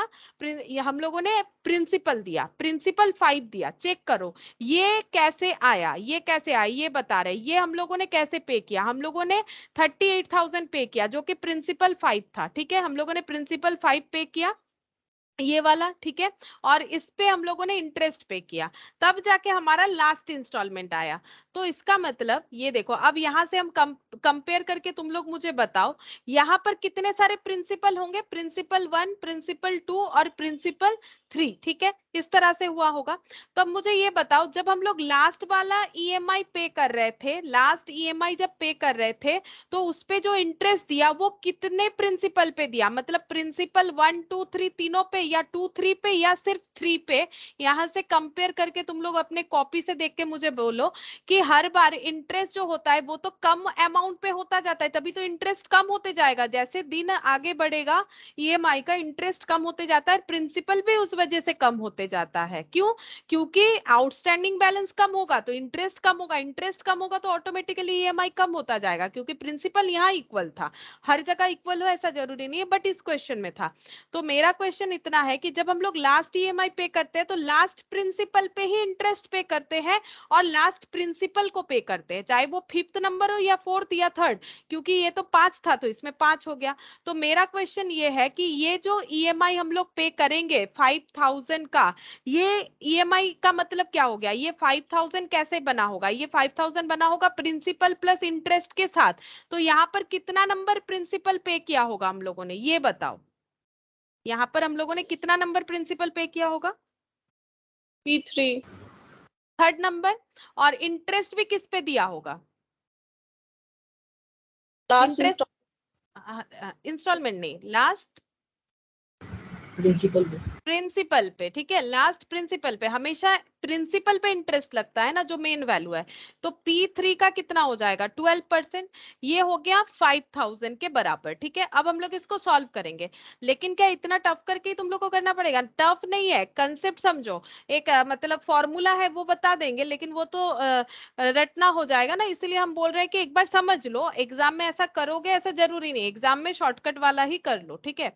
अभी समझो, देखो कैसे हो रहा है। 5000 ये हो गया P3 प्लस यहाँ पर 0.12 P3, ठीक है। अब यहाँ पर 5000 इक्वल टू 1.12 P3। अब P3 का वैल्यू बता दो कितना होगा? P3 इक्वल टू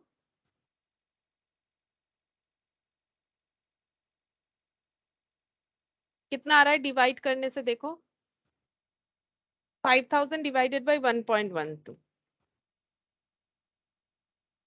4464, ठीक है, 4464 आ रहा है। ये प्रिंसिपल आ गया। इंटरेस्ट कितना आ जाएगा बताओ? इंटरेस्ट तो बता ही सकते हो, प्रिंसिपल आ गया, इंटरेस्ट कितना आ जाएगा?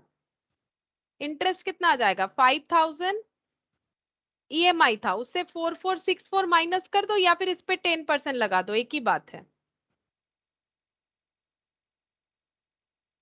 तो 536 आ गया इंटरेस्ट, ठीक है।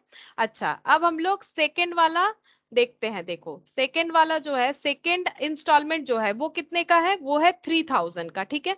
3000 का ये इंस्टॉलमेंट भी क्या है? ये इंस्टॉलमेंट भी प्रिंसिपल प्लस इंटरेस्ट से ही बना है। लेकिन ये कौन कौन से प्रिंसिपल और इंटरेस्ट, अगर हम लोग उसके जस्ट प्रीवियस वाले पे जाते हैं तो इंटरेस्ट कितने सारे प्रिंसिपल पे लगता है? जितना प्रिंसिपल बाकी है। तो जब हम लोग सेकेंड इंस्टॉलमेंट देंगे तो कितना प्रिंसिपल बाकी हो रहा है? सोचो सोचो, कितना प्रिंसिपल बाकी हो रहा है? P2 और P3। P2 और P3, ठीक है, P2 और P3। तो हम लोगों को क्या क्या पे करना पड़ेगा? प्रिंसिपल कौन सा पे करेंगे? P2 पे करेंगे, ठीक है। और इंटरेस्ट किस पे लगेगा? P2 और P3 पे कितना परसेंट? 12%, ठीक है। ये हो गया।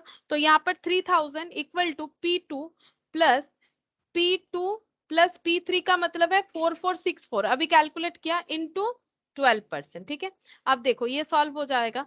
यहाँ पर 3000 हो गया, P2 प्लस यहाँ पर 0.12 P2 प्लस इस पे मल्टीप्लाई करो 4464 इंटू 12%, 5.68 आ रहा है। हम 536 कर लेते हैं, इसको माइनस कर देते हैं। 3000 माइनस 536, तो ये कितना आ गया? 2464 इक्वल टू 1.12 P2, ठीक है। तो P2 कितना आ जाएगा? 2464 डिवाइडेड बाई 1.12, ठीक है। डिवाइडेड बाई 1.12, ये आ गया 2200, ठीक है। अच्छा 2200 आ गया। इंटरेस्ट कैलकुलेट करना चाहो तो कर सकते हैं, 2464 माइनस 2200, 264 हो गया, ठीक है। 264 हम लोग का इंटरेस्ट आ गया। अच्छा, अब हम लोग लास्ट वाला कैलकुलेट करेंगे। लास्ट जो इंस्टॉलमेंट मतलब एकदम स्टार्टिंग वाला 4000। तो जब स्टार्टिंग में हम लोग फर्स्ट टाइम ईएमआई भर रहे हैं तो हम लोग का पूरा प्रिंसिपल बाकी है, P1 P2 P3, ठीक है। तो ये पूरे पे हमें इंटरेस्ट पे करना पड़ेगा 12% प्लस पहला वाला प्रिंसिपल पे करना पड़ेगा, यही होता है, प्लस पहला वाला। तो 4000 equal to P1 plus P2 plus P3 कितना होगा? P2 प्लस P3 देख लो, P2 का वैल्यू हो गया 2200 और P3 का हो गया है 4464। तो टोटल करने पे 69 कितना आ रहा है? 6928 आ रहा है। देख लेते एक मिनट, 4464 प्लस 2200, अच्छा 6664, ठीक है। 3 बार 6 और 4 आ रहा है, ये दोनों का टोटल इंटू 12% प्लस कितना हो जाएगा? प्लस P1, हम लोग को P1 कैलकुलेट करना है। तो 4000 12% मतलब 0.12 P1 प्लस इस पे 12%, यानी 799, यानी हम लोग बोल सकते हैं 800 राउंड ऑफ करके प्लस P1, ठीक है।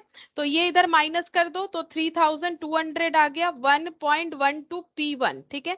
अब यहाँ पर P1 का मतलब कितना हो जाएगा, 3200 डिवाइडेड बाई 1.12, तो इसका वैल्यू आ जाता है 2857। और इंटरेस्ट कैसे कैलकुलेट कर लोगे, 3200 माइनस 2857,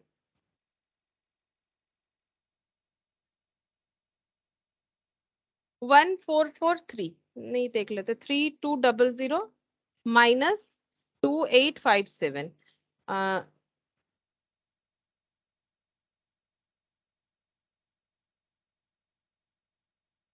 हाँ 343 आ रहा है, 343 आ रहा है। ओ सॉरी, ये 4000 से माइनस होना चाहिए ना, मैंने ये 3200 गलती से ले लिया। इंटरेस्ट कैसे माइनस करेंगे, या फिर इस पे 12% लगाने से भी होगा। ये देखो 4000 था EMI, उससे माइनस करना पड़ेगा ना प्रिंसिपल 2857, ये तो एडजस्ट होके हुआ था 3200।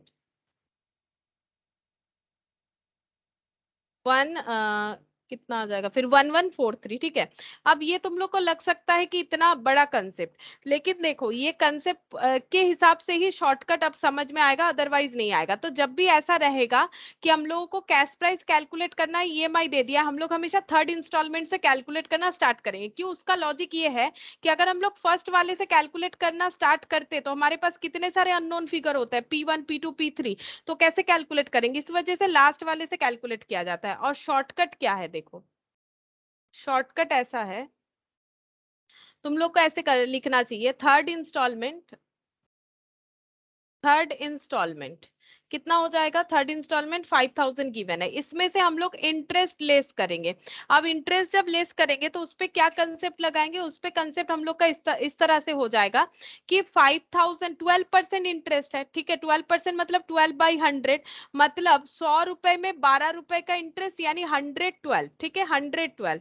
तो अगर 112 में 12 रुपीज इंटरेस्ट है तो 5000 में कितना होगा, इस तरह से हमें कैलकुलेट करना है। तो हम लोग ऐसे बोल सकते हैं 5000 डिवाइडेड बाय 112 इंटू 12, ये करने से तुम लोग को मिल जाएगा इंटरेस्ट। ये देखो 5000 डिवाइडेड बाय 112 इंटू 12, इंटरेस्ट आ गया 536। देखो मेरा फर्स्ट वाला यहाँ पर इंटरेस्ट इसी तरह से आया था, लेकिन ये कंसेप्चुअली समझ में आ रहा है, बट ये उतना कंसेप्चुअली नहीं समझ में आ रहा है, ऐसा नहीं कि नहीं आ रहा है। अगर ऐसा है, देखो पहला वाला समझ में आ जाएगा, उसके बाद जो प्रोसेस करेंगे तो फिर तुम लोग नहीं समझ पाते अगर हम वो पहला वाला नहीं बोलते। अब देखो यहाँ पर बैलेंस कितना हो जाएगा, 4464, ठीक है। ये बैलेंस बच जाता है जब हम लोग कौन सा इंस्टॉलमेंट दे देते हैं, बैलेंस बच जा रहा है जब हम लोग दे देते हैं हमारा लास्ट वाला इंस्टॉलमेंट, ठीक है। तो इसके आगे ये बैलेंस बच गया देने के बाद, अब हम लोग को क्या करना पड़ेगा, यहाँ पर ऐड करेंगे सेकेंड इंस्टॉलमेंट। अब इसका लॉजिक भी तो होना चाहिए, क्यों हम लोग ऐड कर रहे हैं 3000, तो यहाँ पर कितना आ गया 6464। अब देखो सॉरी 7464, यहाँ पर तुम लोग देख सकते हो 7464 हम लोग का आया था, यहाँ पर तो नहीं आया है। देखो ये एक्चुअली इस तरह से हो रहा है, ये शॉर्टकट मेथड में देखो बैलेंस जो बच रहा है उसमें सेकेंड इंस्टॉलमेंट इसीलिए ऐड हो रहा है क्योंकि हम लोगों को ये अमाउंट अभी भी ड्यू रह जा रहा है, ये अमाउंट हम लोगों का ड्यू रह जा रहा है, ठीक है। इसीलिए यहाँ पर हम लोग ऐड करेंगे सेकेंड इंस्टॉलमेंट का, यानी total due amount including interest, ठीक है, total due amount including interest. ये डायरेक्टली करेंगे तो और भी समझ में आ जाएगा। देखो ये थोड़ा सा समझ में कम आता है, क्यों ऐड हो गया, तो इसके लिए हम लोग क्वेश्चन को सीधा सीधा करेंगे, तब समझ जाओगे क्यों 7464 आ रहा है। अभी देखो यहाँ पर करके दिखा देते हैं, जो शॉर्टकट मेथड है 7464, यहाँ से फिर से हम लोग इंटरेस्ट माइनस करेंगे, क्यों, क्योंकि इंस्टॉलमेंट ऐड करने का मतलब यहाँ पर प्रिंसिपल प्लस इंटरेस्ट है, तो यहाँ पर इंटरेस्ट इंक्लूडेड है, और इसमें से इंटरेस्ट माइनस करने के बाद आया, मतलब ये सिर्फ प्रिंसिपल है। तो यहाँ से ये दोनों का टोटल, ये जो है ये प्रिंसिपल प्लस इंटरेस्ट है, यहाँ से इंटरेस्ट लेस करेंगे। इंटरेस्ट कैसे लेस करेंगे, 7464 डिवाइडेड बाई 112 इंटू 12, क्योंकि इंटरेस्ट रेट तो हमेशा इतना ही है। तो 7464 डिवाइडेड बाई 112 इंटू 12, तो ये आ गया 800, ठीक है, 800 आ गया। अब माइनस कर देंगे 7464 माइनस 800, तो ये आ गया 6664, ठीक है 6664 आ गया। अब इसमें ऐड करेंगे first installment, first installment add कर देंगे 4000 का, ठीक है। तो ये कितना आ गया 10,664, ठीक है 10,664 आ गया फर्स्ट इंस्टॉलमेंट का, ये अमाउंट आ गया। यहाँ से इंटरेस्ट लेस करेंगे क्योंकि ये क्या हो गया, ये है सिर्फ प्रिंसिपल, बट इंस्टॉलमेंट मतलब प्रिंसिपल प्लस इंटरेस्ट, तो यहाँ से इंटरेस्ट जो है लेस कर देंगे। तो इंटरेस्ट लेस कैसे हो जाएगा, 10,664 डिवाइडेड बाई 112 इंटू 12, ठीक है 10,664 डिवाइडेड बाय 112, तो ये देखो 1143 आ गया। माइनस करने से आ जाएगा 9521, ये क्या हो गया, ये प्रिंसिपल, ये एक्चुअली क्या हो गया, ये कॉस्ट प्राइस हो गया, ये हो गया cost price of the asset, ठीक है। प्लस इसमें डाउन पेमेंट ऐड कर देंगे, जितना दिया था हम लोगों ने 3000, यानी टोटल प्राइस हो जाएगा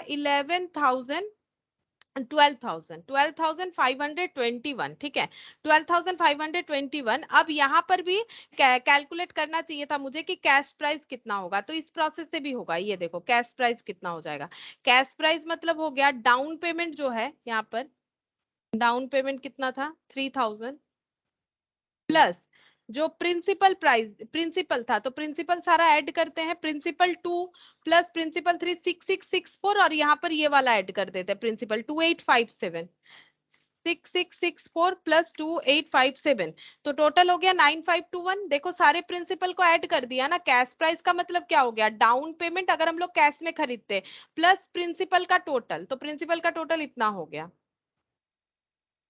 12,521, यहाँ पर भी आ गया 12,521, ठीक है।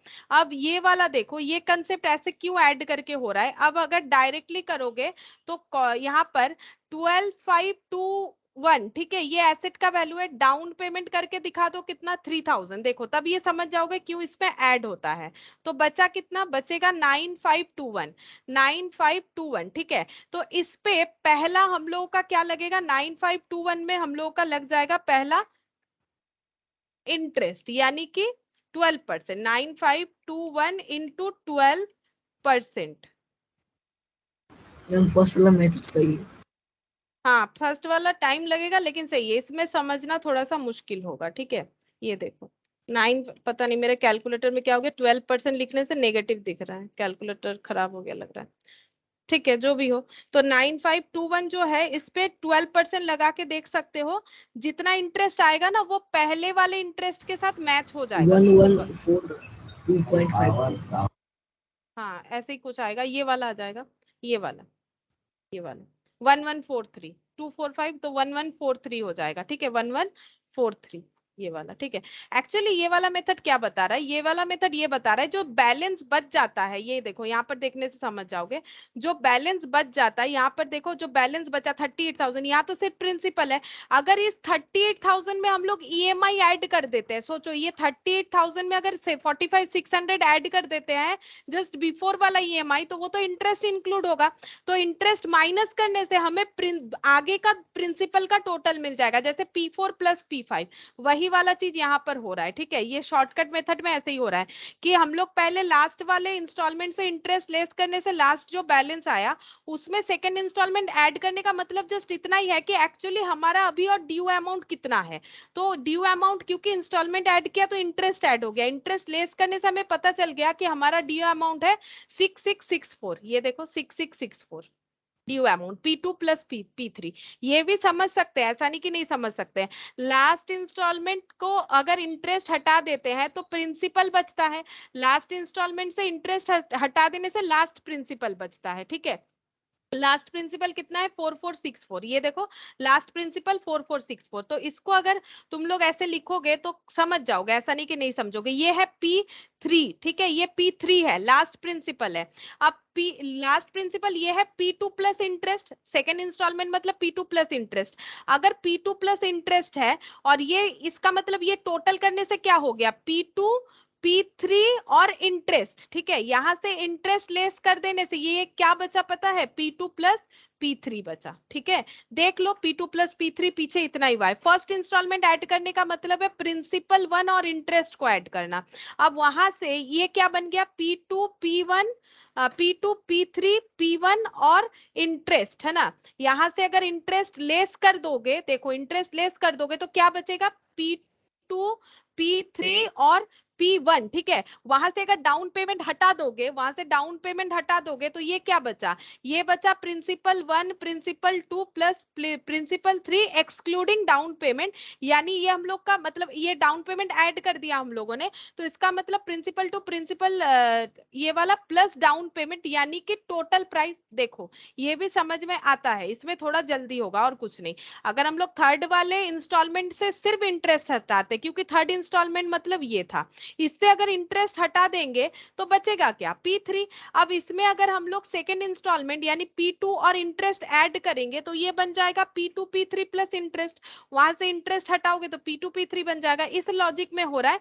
ये थोड़ा सा टाइम टेकिंग है, क्योंकि इसमें मैंने इस तरह से अलग अलग लिख के दिखाया है, ठीक है, अलग अलग लिख के दिखाया है, और ये जल्दी जल्दी होता है, ठीक है। ये भी थोड़ा सा सोच के देखो, समझ में आया होगा। अब थोड़ा सा समझ में आया, P2 P3 लिख दिया मैंने, तो अब थोड़ा सा समझ में आया कि नहीं आया, बताओ। सेम चीज ही तो है, अलग तो है नहीं।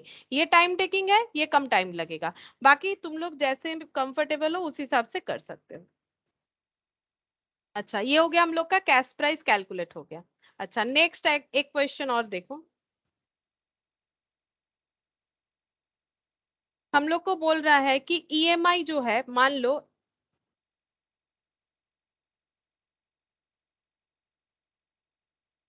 ईएमआई 1 55,000, 2 है 50,000,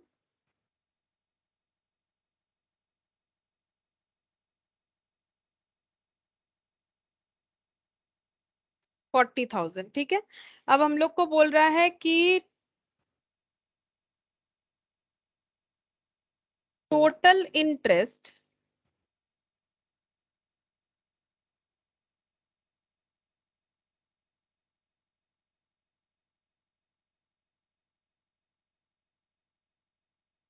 $50,000, फाइंड आउट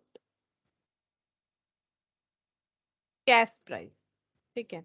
ये 4 ईएमआई दे दिया है, कुछ हम लोगों ने खरीदा होगा जिसमें 4 ईएमआई दे दिया है, 1 2 3 4 करके। हम लोग को ये पता करना है कि इंटरेस्ट भी बता दिया है, टोटल इंटरेस्ट, ठीक है। हम लोग को ये पता करना है कि कैश प्राइस क्या होगा। तो सोचो कैसे कैलकुलेट कर सकते हो, जो भी अभी तक सीखा है उसी से ही हो जाएगा, उसी से ही हो जाएगा, ठीक है।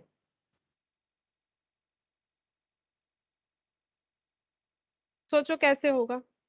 ईएमआई बोल दिया है, इसका मतलब इसके अंदर क्या क्या हमें पता है, इसका मतलब इसके अंदर हम लोग को पता है प्रिंसिपल और इंटरेस्ट है। इतना तो समझ में आता है हम लोग को कि इसके अंदर प्रिंसिपल प्लस इंटरेस्ट है, और टोटल इंटरेस्ट हम लोग को बता दिया है 50,000, टोटल इंटरेस्ट का अमाउंट हम लोग को कैश प्राइस कैलकुलेट करने के लिए बोला है।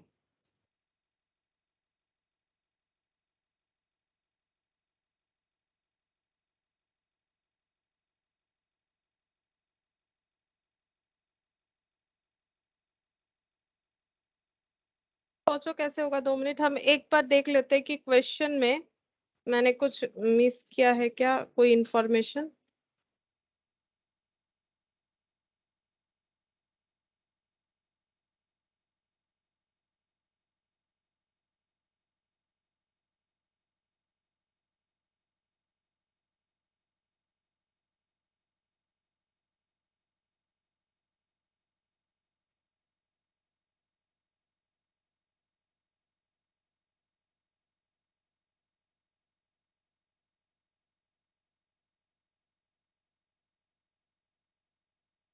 फिफ्टी फाइव 50, हाँ, एक मिनट,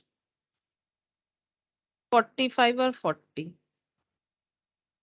अच्छा, एक काम करते हैं, इसको लिख लिख देते हैं क्वेश्चन को। देखो, x and company purchase a motor car on 1st of April 2009 on hire purchase paying 60,000 cash down and balance on 4 annual installment. ठीक है, 4 एनुअल इंस्टॉलमेंट ये वाला 55,000, सेकेंड 50,000, 6,000 या 60,000 है कौन सा वाला है? ये वाला, ये 60,000 Yes. और 4 एनुअल इंस्टॉलमेंट एबव जो ऊपर दे रखा है, ठीक है, ऊपर मैंने लिखवा दिया है, ठीक है।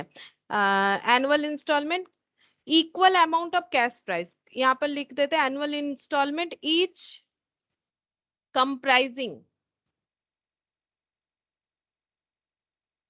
equal amount of cash price at the end of each accounting period. You are required to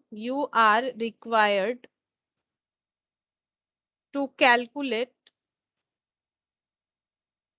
total cash price and amount of interest in each installment. ठीक है, ये दे दिया है, ये वाला नहीं दिया हुआ है, ठीक है। टोटल इंटरेस्ट ये गिवन नहीं है, ये गिवन नहीं है, ये मुझे थोड़ा सा पहले भी डाउट लग रहा था, ये गिवन नहीं है। हम लोग को दे रखा है कि एक मोटर कार खरीदा है एक्सेंट कंपनी ने और डाउन पेमेंट कितना किया है वो बताया है, और बोल रहा है कि टोटल कैश प्राइस बताओ और अमाउंट ऑफ इंटरेस्ट बताने के लिए बोल रहा है, ठीक है।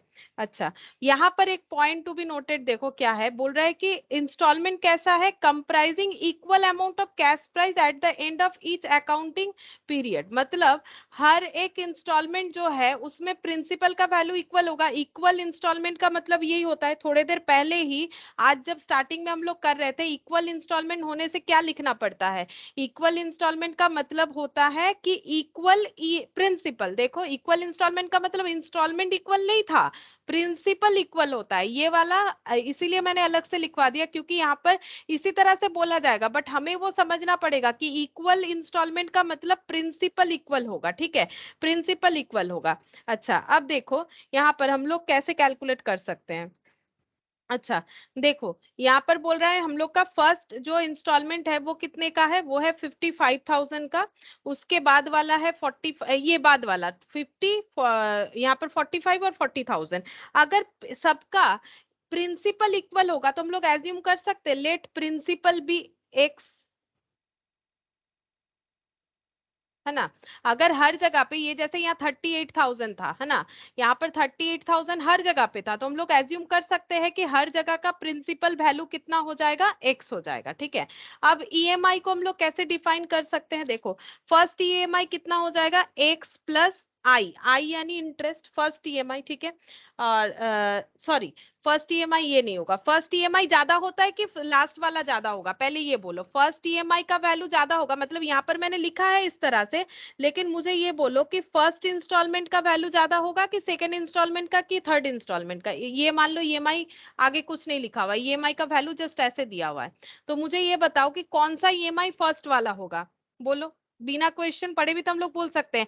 स्टार्टिंग में ईएमआई ज्यादा होता है, जैसे जैसे आउटस्टैंडिंग वैल्यू कम होता जाएगा ईएमआई का वैल्यू भी कम होगा ना, क्योंकि इंटरेस्ट कम हो जाएगा। तो पहला ईएमआई कौन सा हुआ होगा, बोलो, फर्स्ट इंस्टॉलमेंट कौन सा है, यही वाला सबसे जो हाईएस्ट है ना, फर्स्ट इंस्टॉलमेंट। सेकंड ये वाला होगा, ठीक है। जैसे जैसे टाइम बीतेगा इंस्टॉलमेंट का वैल्यू कम हो जाएगा, ये थर्ड इंस्टॉलमेंट है, ठीक है। ये क्या हो गया, ये फोर्थ इंस्टॉलमेंट हो गया। इस तरह से 4 इंस्टॉलमेंट है, ठीक है। मैंने ठीक ही लिखा था, जस्ट समझाने के लिए एक बार मैंने फिर से बोल दिया। तो इस तरह से हम लोग क्या कर सकते हैं, इंस्टॉलमेंट को आइडेंटिफाई भी कर सकते हैं कि कौन सा पहला है और कौन सा दूसरा है, ठीक है। अच्छा, अब देखो हम लोग यहाँ पर ये दिखा सकते हैं इस तरह से, हमें इंटरेस्ट का रेट भी नहीं बोला है, ठीक है। तो हम लोग ये लिख सकते हैं कि I1 इक्वल टू क्या हो जाएगा, पहला x प्लस 4i। क्यों मैंने 4i लिखा है, 4i मतलब 4 इंटरेस्ट में से पहला, ठीक है, 4 इंटरेस्ट, ये देखो 4 इंस्टॉलमेंट में 4 बार इंटरेस्ट लगेगा। दूसरा हो जाएगा I2 हो जाएगा, प्रिंसिपल इक्वल है आई, ये 3I हो जाएगा, ठीक है। अच्छा, उसके बाद थर्ड वाला देखो, थर्ड वाला I3, ये कितना हो जाएगा x प्लस 2I, ठीक है, ये हो जाएगा x प्लस 2I। और ये फोर्थ वाला ये हो जाएगा x प्लस I, ठीक है, ये हो जाएगा x प्लस I, ठीक है। अच्छा, ये देखो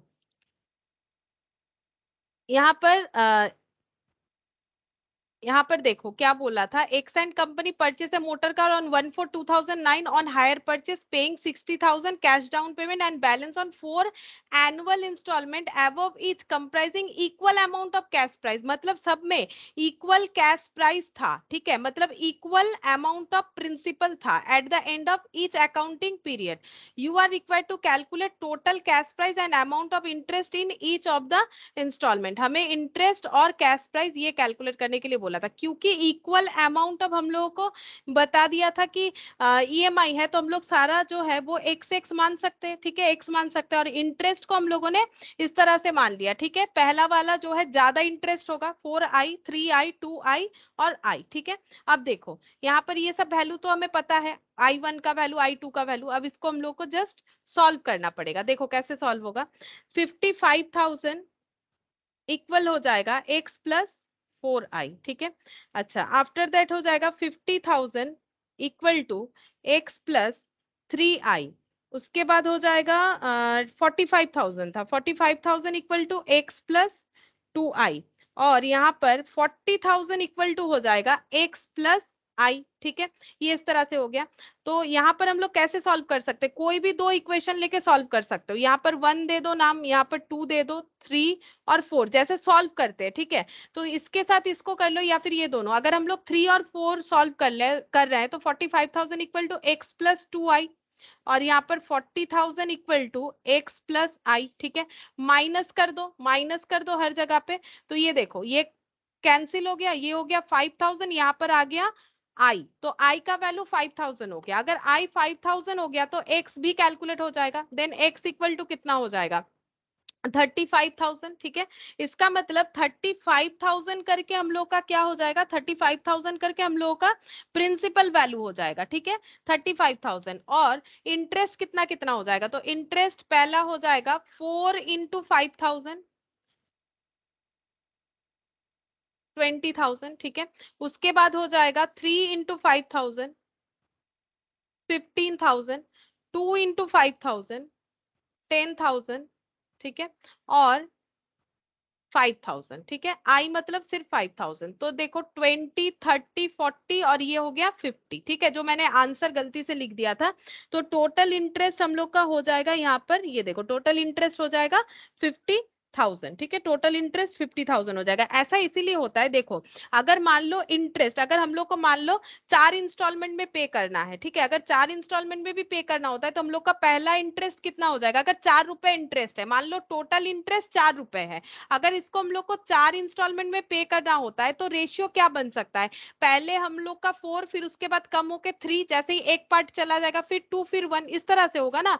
इसी हिसाब से ये चीज बनता है, अगर हमें कुछ ऐसा इंफॉर्मेशन गिवन रहता है तो हम लोग इस तरह से फॉलो करके करेंगे। एक तो हम लोग को प्रिंसिपल बोल दिया है x, ठीक है, x बोल दिया, इसका मतलब 4 एनुअल इंस्टॉलमेंट बोला है और equal amount of cash price है। Equal amount of cash price मतलब इक्वल अमाउंट ऑफ इंस्टॉलमेंट, तो ये देखो इक्वल अमाउंट ऑफ प्रिंसिपल, तो ये देखो एक्स एक्स एक्स ये प्रिंसिपल हो गया, हमें इंस्टॉलमेंट का वैल्यू दे रखा है बट इंटरेस्ट नहीं पता।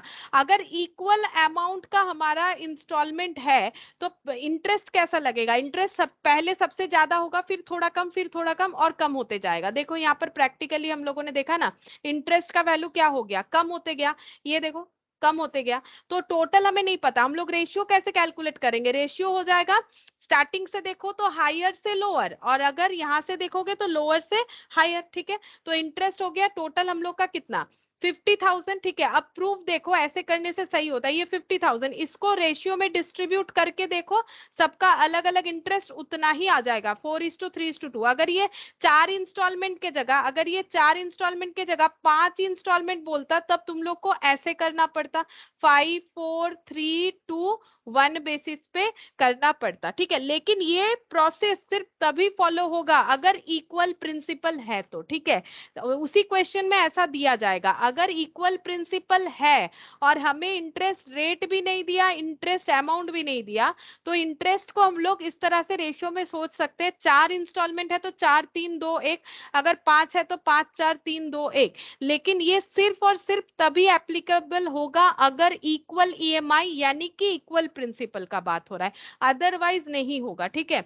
और दूसरे किसी जगह पे ये एप्लीकेबल नहीं होगा, दूसरे किसी चीज पे एप्लीकेबल करोगे तो ये आंसर नहीं आएगा।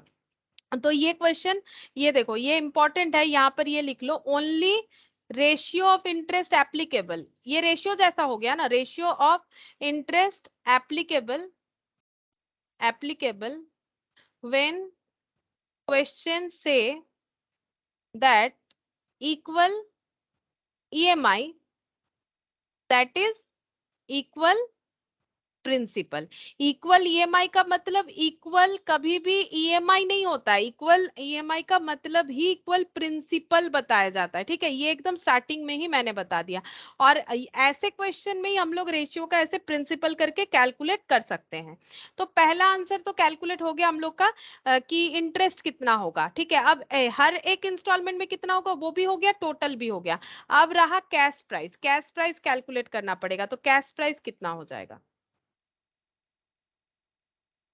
कैश प्राइस इक्वल टू क्या हो जाएगा, कैश प्राइस इक्वल टू हो जाएगा down payment plus lone amount, ठीक है। तो डाउन पेमेंट कितना है, देखो डाउन पेमेंट है हम लोग का 60,000,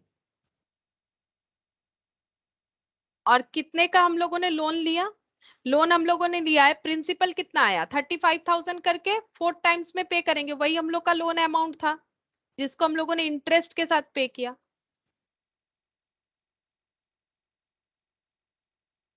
35,000 इंटू 4, 1,40,000, ठीक है, प्लस 60,000 मतलब 2 लाख, ठीक है। यहाँ पर हो गया 2 लाख। सिंपल। कैश प्राइस मतलब क्या होता है, अगर हम लोग कैश में ही खरीद लेते तो डाउन पेमेंट तो देना ही पड़ता और जितने का लोन लिया उतना देना पड़ता, ठीक है। और अगर क्वेश्चन हमें पूछता कि हायर परचेस प्राइस बताओ, तो हायर परचेस प्राइस का मतलब क्या होता, कैश प्राइस प्लस इंटरेस्ट, ठीक है।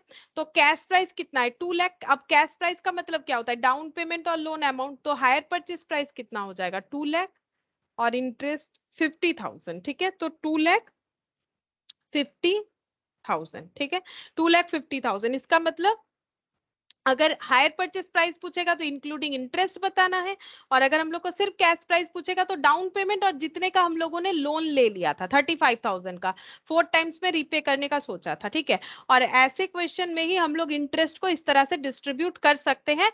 ये 4,3,2,1 इसीलिए हुआ बिकॉज ऑफ 4 इंस्टॉलमेंट। अगर 5 इंस्टॉलमेंट होगा 5,4,3,2,1, लेकिन सिर्फ और सिर्फ याद रखो तभी एप्लीकेबल होगा अगर इक्वल प्रिंसिपल का बात हो रहा है, यानी क्वेश्चन इक्वल प्रिंसिपल कभी नहीं बोलता है, बोलेगा इक्वल ईएमआई, हमें समझ लेना पड़ेगा, ठीक है। तो इस तरह से कैलकुलेट करना पड़ेगा। तो ये एक क्वेश्चन था, मतलब ऐसे अलग अलग पॉइंट होते हैं, ठीक है, जहां पर हमें कुछ चीज गिवन है कुछ चीज गिवन नहीं है, इस तरह से हमें कैलकुलेट करना पड़ेगा, ठीक है। फिर आज इतना ही करते हैं फिलहाल, ये पहले देखो तुम लोग, फिर नेक्स्ट दिन हम लोग अकाउंटिंग जो क्वेश्चन होता है वो करेंगे अकाउंट्स का। आज तो हम लोगों ने मैथ्स टाइप किया, अकाउंट्स तो कुछ किया नहीं, क्योंकि अकाउंट्स का जो क्वेश्चन रहेगा उसमें ये सारा चीज हमें खुद कैलकुलेट, ये रफ में हो जाएगा, रफ वर्क, तब ये मेजर पार्ट नहीं रहेगा हमारे आंसर का, ठीक है। तो इसको पहले अच्छे से प्रैक्टिस करो, हम कुछ क्वेश्चन भेज देंगे इस पे, इसका प्रैक्टिस करो, तब जाके नेक्स्ट दिन हम लोग अकाउंटिंग ट्रीटमेंट कर पाएंगे, ठीक है। फिर आज इतना ही करते हैं।